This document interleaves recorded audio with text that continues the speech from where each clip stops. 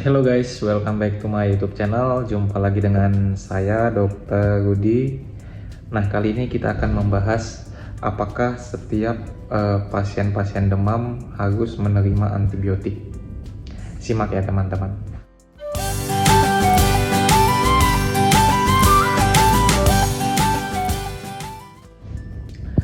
Jadi teman-teman, infeksi atau demam, kondisi demam itu tidak hanya disebabkan oleh bakteri. Nah, infeksi itu banyak penyebabnya. Bisa karena virus, bakteri, jamur maupun agen-agen mikroorganisme yang lain ya teman-teman. Contohnya protozoa maupun jenis-jenis yang lain. Tetapi yang paling menjadi dasar dari konten ini adalah apakah setiap demam itu harus dikasih antibiotik. Nah, ternyata tidak ya teman-teman.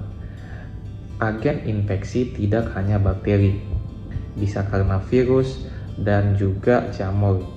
Contoh yang paling sederhana adalah infeksi demam berdarah atau infeksi denggi yang menyebabkan demam berdarah denggi atau DBD atau DHF, Dengue Hemorrhagic Fever. Nah, untuk kasus-kasus demam denggi tidak diperlukan antibiotik. Begitu juga contohnya dengan malaria. Nah, malaria juga tidak perlu antibiotik, tetapi yang diperlukan adalah antiparasit. Jadi, kapan kita harus memulai antibiotik?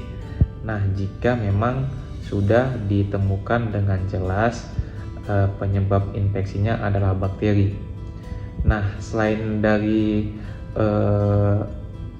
penemuan kita terhadap infeksi seseorang itu memang karena bakteri, kita juga bisa menemukan tanda-tanda yang lain. Contohnya dari pemeriksaan darah rutin ya teman-teman, dari leukosit. Nah, umumnya pada pemeriksaan leukosit pada infeksi bakteri, leukositnya itu meningkat di atas 11.000. Nah, jika memang sudah di atas 11.000 maka bisa dipastikan, hampir bisa dipastikan bahwa agen infeksinya adalah bakteri. Nah, selain itu bisa juga contohnya dari pemeriksaan urinalisa. Dari pemeriksaan urinalisa, jika memang ada infeksi saluran kemih, maka akan ditemukan bakteri di sana dalam range yang tidak normal ya teman-teman. Nah, ketika memang betul-betul sudah ditemukan agen infeksinya bakteri, barulah kita menggunakan antibiotik. Nah, antibiotiknya sendiri pun bisa beraneka ragam ya teman-teman, sesuai dengan etiologinya dan sesuai dengan kepekaannya. Nah, contohnya pada bakteri-bakteri saluran napas atas nanti berbeda dengan infeksi-infeksi contohnya pada saluran kemih ataupun infeksi pada saluran pencernaan. Nanti tentunya akan berbeda jenisnya. Nah, bakteri pun akan dibedakan menjadi dua jenis, contohnya bakteri gram positif dan juga bakteri gram negatif.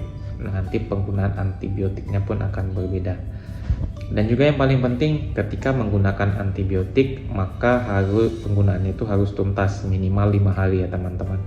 Jadi meskipun sudah membaik kondisinya, tidak ada lagi demam dan tidak ada lagi tanda-tanda infeksi, maka pengobatannya harus dituntaskan selama 5 hari, minimal 5 hari, atau sesuai anjuran dokter. Nah, jadi teman-teman, tidak semua infeksi harus menggunakan antibiotik. Untuk kasus-kasus demam berdarah, malaria, kemudian infeksi jamur, ataupun infeksi-infeksi protozoa yang lain, kita tidak perlu membutuhkan antibiotik.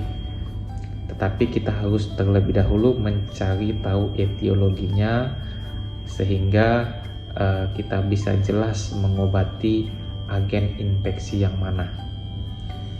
Jadi teman-teman, perlu pemeriksaan, contohnya darah rutin, pemeriksaan urinalisa, dan pemeriksaan yang paling penting lagi atau yang paling gold standar adalah pemeriksaan biakan bakteri ya teman-teman. Nanti bakterinya itu akan dibiakan sesuai dengan contohnya teman-teman mempunyai infeksi di tangan, ada luka, ada nanah.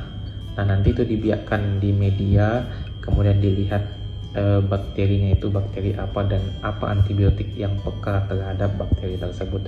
Nah, itu yang menjadi gold standard. Tetapi pemeriksaan leukosit, pemeriksaan contohnya urinalisa itu juga bisa menjadi dasar untuk pemberian apakah perlu antibiotik atau tidak pada infeksi saudara. Oke teman-teman, cukup sekian informasi singkat dari saya. Jangan lupa untuk like, komen, dan subscribe, serta bagikan bagi teman-teman yang membutuhkan informasi ini. Terima kasih teman-teman, salam sehat.